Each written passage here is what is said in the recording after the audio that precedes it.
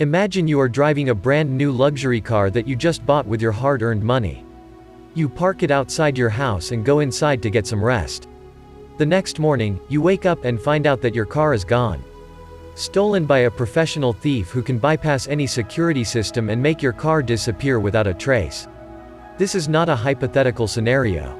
This is what happened to thousands of car owners in New York City in the late 1990s, who fell victim to one of the most sophisticated and successful car theft rings in history.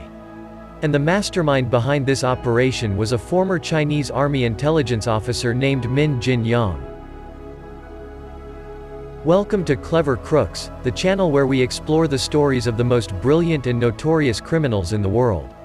In today's episode, we are going to tell you the untold story of Min Jin-yong, America's greatest car thief, who stole over $40 million worth of luxury vehicles and smuggled them into China, where he sold them to wealthy buyers for a huge profit.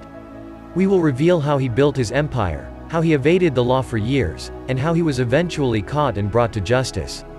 This is a story of crime, greed, and betrayal that will keep you on the edge of your seat. So buckle up and get ready for a wild ride.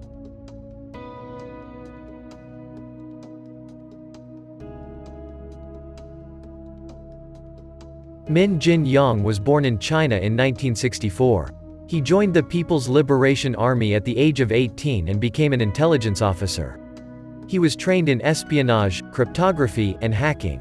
He also learned how to drive and repair various types of vehicles, including tanks and helicopters. In 1989, he was sent to New York City as a spy under the cover of a student. He enrolled in Columbia University and studied computer science.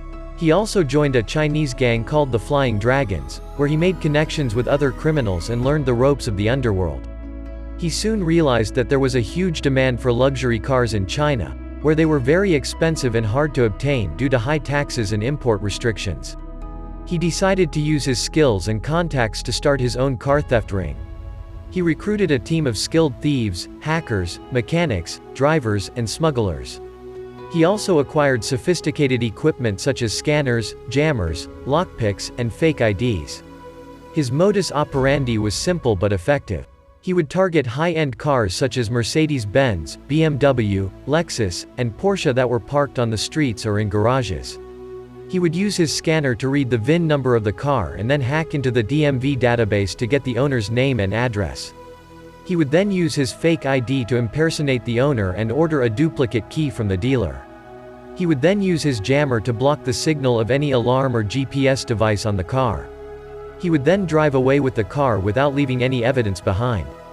He would then take the car to one of his warehouses, where he would change the VIN number, license plate, color, and other features of the car to make it unrecognizable. He would then load the car into a shipping container and send it to China via a cargo ship. He would use his contacts in the Chinese customs to clear the shipment without any inspection. He would then sell the car to a wealthy buyer for up to 10 times its original price. Before we find out how Min Jin-yong struggled, hit that like and subscribe button to see more of these clever crook story.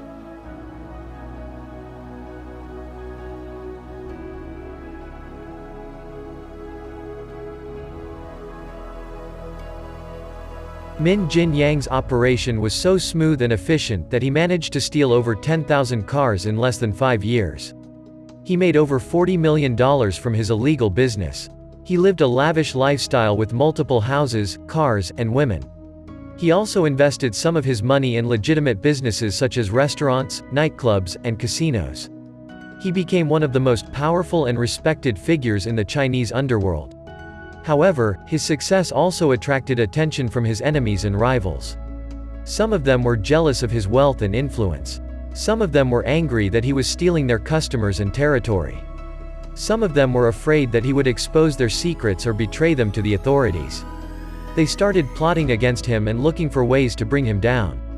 One of them was a former associate of Min Jin-yong named Li Wei. Li Wei was a smuggler who helped Min Jin-yong transport his cars from New York to China. He was also a double agent who worked for the FBI. He had been infiltrating Min Jin-yong's organization for years, gathering evidence and information. He was waiting for the right moment to strike and arrest Min Jin-yong and his crew. That moment came in 1999, when Min Jin-young decided to pull off his biggest heist ever. He planned to steal over 100 cars from a dealership in New Jersey in one night. He had bribed some of the employees to give him access to the keys and the security codes.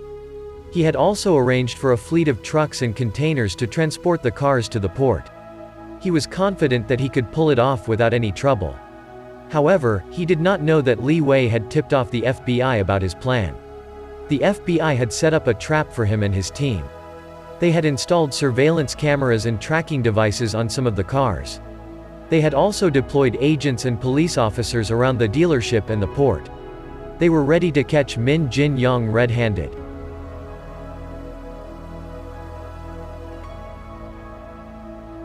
On the night of October 15, 1999, Min Jin-young and his team arrived at the dealership.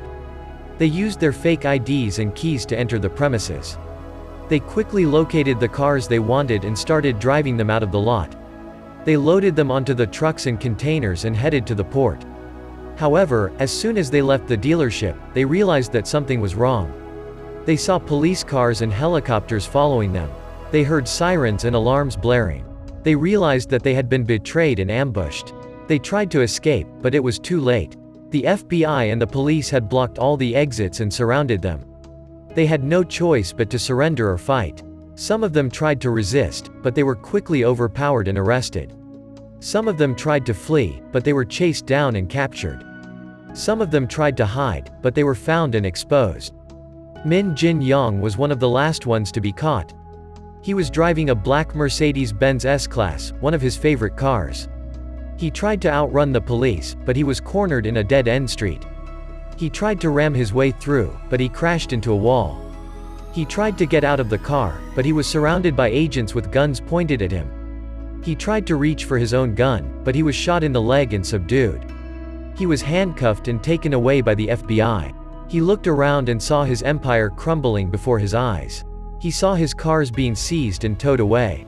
He saw his crew being handcuffed and taken away. He saw Li Wei standing among the agents, smiling smugly at him. He realized that he had been fooled and outsmarted by his former friend. He felt a surge of anger and hatred towards Li Wei. He shouted at him, cursing him and threatening him. He vowed to get revenge on him someday. But Li Wei just ignored him and walked away. Min Jin-young was charged with multiple counts of grand larceny, conspiracy, fraud, racketeering, money laundering, and other crimes. He faced up to life in prison if convicted. He pleaded not guilty and hired a team of lawyers to defend him. His trial lasted for several months and attracted a lot of media attention.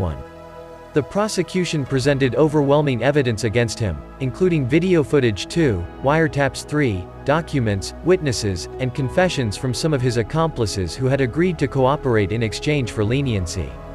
The defense tried to challenge the validity and reliability of some of the evidence, claiming that it was obtained illegally or tampered with by Li Wei or other agents. They also tried to portray Min Jin-young as a victim of discrimination and persecution by the US government, who wanted to make an example out of him because he was a Chinese immigrant. However, their arguments did not convince the jury, who found Min Jin-young guilty on all charges after deliberating for only 2 hours. The judge sentenced him to 75 years in prison without parole. He also ordered him to forfeit all his assets and pay restitution to his victims. Min Jin-young appealed his conviction and sentence, but he lost every appeal. He is currently serving his time in a maximum security prison in New York State. This is the end of our story about Min Jin-young, America's greatest car thief, who stole over $40 million worth of luxury cars and smuggled them into China, where he sold them for a huge profit. What do you think of Min Jin-young's story? Do you think he deserved his punishment? Do you think he could have escaped if Li Wei had not betrayed him? Let us know in the comments below. Thank you for watching this episode of Clever Crooks. We hope you enjoyed it and learned something new. If you did, please give this video a thumbs up and share it with your friends. And don't forget to subscribe to our channel and hit the bell icon to get notified when we upload new videos. We have more amazing stories of clever crooks coming up, so always stay tuned in. Until next time, this is Clever Crooks, signing off.